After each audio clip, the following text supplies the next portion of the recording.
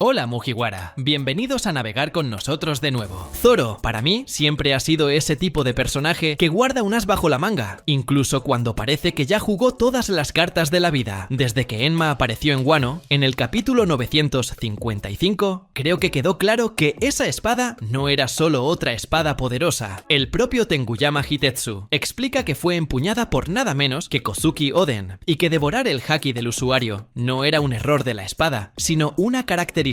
Es decir, no era la espada la que era indomable, sino que el usuario tenía que estar a la altura de ella. Cuando Zoro decide cambiar Shusui por Enma, ya vemos que aceptó un desafío mucho mayor que simplemente cambiar de arma. Básicamente, aceptó domar una bestia legendaria que ya había pertenecido a un hombre que se enfrentó a golpes con Barba Blanca, Roger y Kaido. Y en el capítulo 1033 vemos uno de los momentos más memorables de esta relación entre Zoro y Enma. Ahí está peleando contra King, completamente presionado, y la espada empieza a tirar tanto de su haki que casi pierde el control. Pero en lugar de pelear contra la espada, se entrega al flujo del haki. Y esa entrega es muy significativa. Creo que ahí fue cuando realmente comenzó a dominar el haki avanzado, especialmente la forma de proyección, que va más allá del endurecimiento. Es en ese mismo capítulo donde vemos a Zoro tener ese recuerdo del anciano de su infancia, que luego se confirmó que era su abuelo, diciendo que el haki es algo que solo mejora con la experiencia de vida y con la fuerza de voluntad. Eso conecta muy bien con la naturaleza de Enma. La espada solo acepta a quien tiene una voluntad suficientemente fuerte, algo que, curiosamente, también es un requisito para el haki del rey. Y creo que ahí comienza la idea. Tal vez Enma solo pueda alcanzar su potencial completo en manos de alguien con haki del conquistador, y no cualquier tipo, sino el avanzado, ese que ni siquiera tiene que tocar para causar daño. En el capítulo 1035, cuando Zoro finalmente derrota a King, ya se puede ver que está usando haki del rey avanzado en sus ataques, el brillo negro con chispas, el efecto visual que recuerda a lo que vimos en Luffy vs Kaido. La diferencia es que con Luffy fue más explicado, más explícito, y con Zoro fue más visual y basado en su confianza. Él mismo dice algo como: entendí, esta espada quiere que libere todo de mí, y lo hace sin dudar. La espada responde, y aquí entra la teoría de que Enma puede convertirse en la espada más poderosa del mundo, quizás incluso rivalizando o superando a la Yoru de Mihawk. Porque si Yoru es la única espada de grado supremo confirmada en posesión de alguien y fue hecha negra por Mihawk con su propio haki, entonces tal vez Enma aún esté en ese proceso. En el capítulo 955, el mismo Hitetsu comenta que las espadas negras se crean con el tiempo, cuando el usuario infunde haki continuamente en ellas, moldeando la hoja. Entonces, tal vez Enma aún no sea totalmente negra, pero está en camino. Desde que Zoro logró dominar Enma parcialmente, la ha usado como su espada principal, y si recordamos que en Dressrosa, capítulo 778, ya usaba haki de armamento para cortar a Pika como si fuera papel. Su crecimiento hasta ahora es enorme, pero la diferencia es que el haki que usaba ahí era básico. Ahora está infundiendo haki del rey en las espadas, y eso lo cambia todo, porque quizás la fusión entre ese tipo de haki y el estilo de 3 espadas sea la fórmula para transformar a Enma, literalmente, en la nueva leyenda del mundo de las espadas. Quizás la Yoru fue creada de forma similar. Si Mihawk también tiene haki del conquistador, y todavía no lo hemos visto directamente, pero me parece muy probable, pudo haber hecho el mismo proceso con su espada. Pero como Enma tiene voluntad propia, quizás necesita más que solo estar rodeada por el haki. Exige que el haki esté al nivel máximo, al límite de la fuerza de voluntad.